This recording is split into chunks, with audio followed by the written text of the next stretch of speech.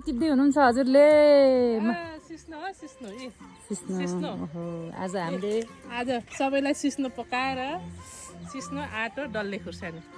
आज रेसिपी देखाउनुहुन्छ है दिदीले रेसिपी पकाउने तरिका आज हामीले चाहिँ यो युट्युबमा हाल्नेछौँ सबैजनाले हेर्नु होला हाम्रो भिडियो यो भिडियो चाहिँ सबैले लाइक कमेन्ट सेयर गरिदिनु होला हजुरहरूले अनि हामीले यस्तै यस्तै भिडियो बनाउने जाँगर चल्छ यो अर्ग्यानिक खाना है दसैँको भोलिपल्ट अब हिजो मासु धेरै खायौँ मासुको परिकार अचार विचार धेरै खाइयो आज चाहिँ हामीले आज मासु नहेर्ने आज मासु हामीले केही पनि छुँदै छुन्दैनौँ खाँदै खाँदैनौँ क्या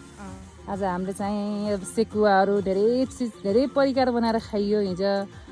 रोस्टहरू बनाएर भुटुवा बनाएर धेरै परिकार खाइयो आज चाहिँ हामीले यो अलि हुन्छ नि चिम्टा यो मुखको स्वाद फरक लिनको लागि आज हामीले सिस्नो खायो भने हामीलाई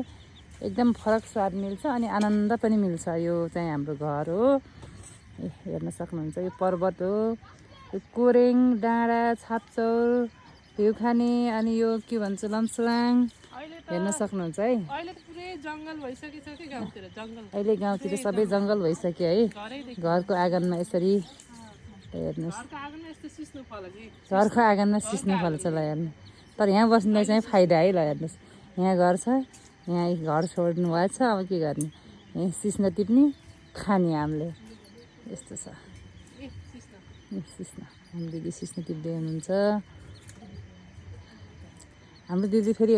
स्कुल पढाउने टिचर हुनुहुन्छ है कहाँको दिदी हजुर कहाँको टिचर हो हजुर भन्नु त भनिदिनु न हजुरलाई कमेन्ट गर्नुहुन्छ कि हजुरलाई हाम्रो दिदीलाई चिन्ने जातिले कमेन्ट गर्नु है कहाँको टिचर हो यसो गेस गर्नु होला हाम्रो उहाँ दिदीले कहाँ पढाउनुहुन्छ यसो ख्याल गर्नु होला चिन्ने जातिले कमेन्ट गरिदिनु होला है नि दिदी चिन्ने जातिले कमेन्ट गरिदिनु होला नचिन्नेलाई चाहिँ नगरिदिनु होला यहाँ कुखुराहरू छ घर यसरी भट्टाभुङ्ग भएको छ अब यस्तै छ जहाँ सुकेको चलनै यस्तै छ है यहाँ हाम्रो माथि घर है यो त्यहाँ चाहिँ हुनुहुन्छ आमा बा हुनुहुन्छ त्यहाँ पनि बाबुहरू छन्